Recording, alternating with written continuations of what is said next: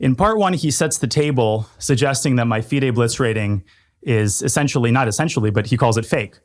And the product of like farming these Charlotte events. I'm sure you could probably paint the context on your own, so I won't bore the chat with the details. But the worst thing is that he has resorted to lies. You know, he went from saying things that are untrue, suggesting that I have high accuracies without looking even at the games, suggesting that it's weird I beat Levon Aronian when I beat him over the board in a Blitz tournament a couple months ago, which I'll get to in a second, when he blundered a piece on move 8, ignoring all of the evidence to the contrary.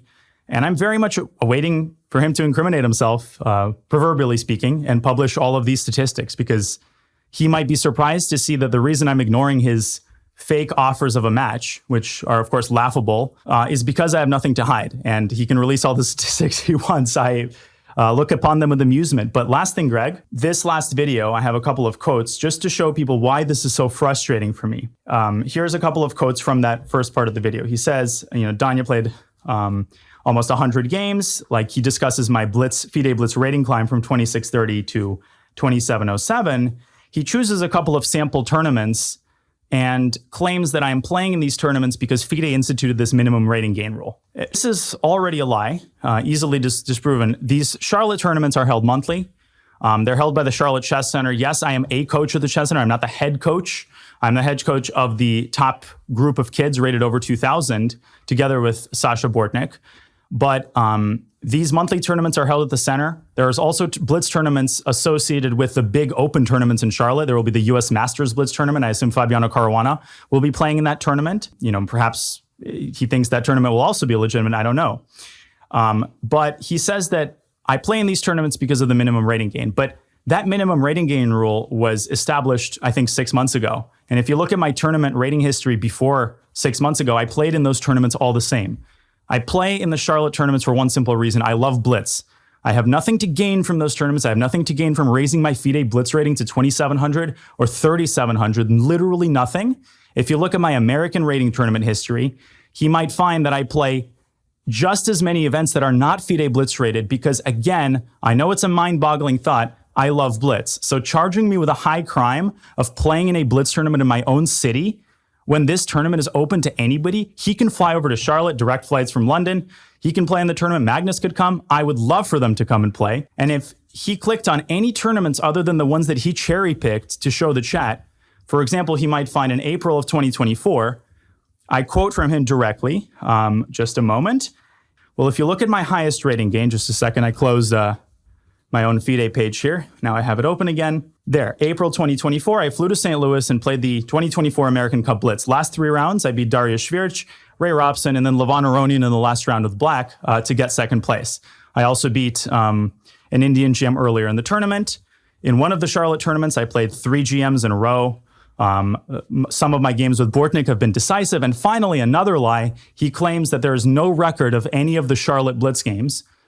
Despite his extensive online research. All you have to do is go to the Charlotte Chess Center YouTube page to find over a dozen recorded Blitz games with a board superimposed with Bortnick, with an NM, with the kids from the early rounds. Literally, there are probably 15 or 20 of these Blitz and Rapid games that I've played through the months. And these are flat out lies. And what they're causing is a lot of hate in the comments. Somebody called me the Ted Bundy of chess, and there's likes on that post. And listen, if you watch my stream or my content and you don't like me or you think I'm fake or annoying, I think I'm annoying. I think I'm annoying, the most annoying person on earth, right? But that's your prerogative to make a judgment. But when people make those judgments based off of someone acting in bad faith and lying and claiming that I am now a coward or have incriminated myself because I don't play a match with him for 50K, when if I don't win that match by 40 points or whatever, that means that I am a cheater. It makes me terribly sad. And, I will never make it personal. I will never cuss him out. That's not my style. I have been very careful on my stream to try to get people to not hate on him or call him names. I don't think that he's deserving of that. And as I said, a lot of the things that he said early on in his Levitov appearances, I agree with, right? Like some of the measures that he proposed, but he has abandoned all of that and now has moved on to pointing a finger at everybody. Yeah, he called out Shevchenko. Guess what? A broken clock is right twice a day. but it's actually corrupted our dialogue on cheating, Greg. The last thing I'll say, I'll close with this. This is the most frustrating thing of all. Now, when I play a 2,500 Entitled Tuesday who destroys me, spending 3 seconds per move, and I reveal even the slightest suspicion, now I've become Kramnik. Oh, you're acting like Kramnik, right? That's the overwhelming reaction. So it's sad that the opposite effect has ensued from this campaign, and I really hope that one day he realizes the error in his ways, because the main reason that this is abominable to me is because he's wrong, right? It's not because of the way he's doing this. He is wrong about me. I've never cheated. I do not cheat. When I played Magnus a couple of days ago, I'm now scared. I was up 6-2 in the match. I took out my phone. I started filming both of my monitors. I have 3 videos on my phone showing my monitors, showing that I didn't install a plugin or whatever, because I'd rather jump out of a window. And you can talk to any of my coaches, most of whom he knows Psakis, any top American players. I've played them OTB a gazillion times in casual settings and have shown exactly the same level. So, I'm not going to file a lawsuit or whatever. I have too much respect for him. And all I ever wanted was, for the facts to be acknowledged. For it to be acknowledged that I've done my best to dispel any suspicions. But when, when someone ignores that, then he's acting in bad faith. And if he's acting in bad faith, there's just no reason to engage anymore, which is just sad. I hope people find that reasonable. And can I add one last thing, Greg? One last thing, I promise. Sure.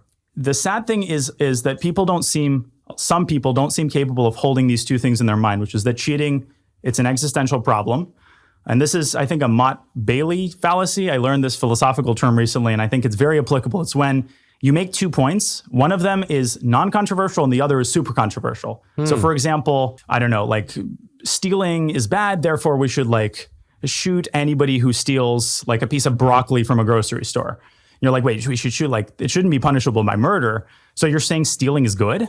No, I'm saying stealing is bad, but the punishment should fit the crime. Kramnik is kind of claiming, okay, chess cheating is an existential problem and it's much more widespread than naive people suggest. Therefore, the onus should be on anybody I point a finger to as the grand inquisitor of chess cheating to, beg at my doorstep for the pardon and for innocence. So that second part is obviously very wrong. We should be very cognizant of our approach.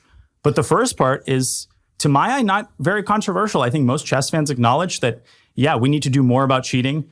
Chess.com is not a saint in this matter. By Danny's own admission, anti-cheating methods need to evolve. We need to get our heads out of the sand and out of our asses and realize that the rating next to your name doesn't mean you can't cheat. All of that is true. But let's not go crazy.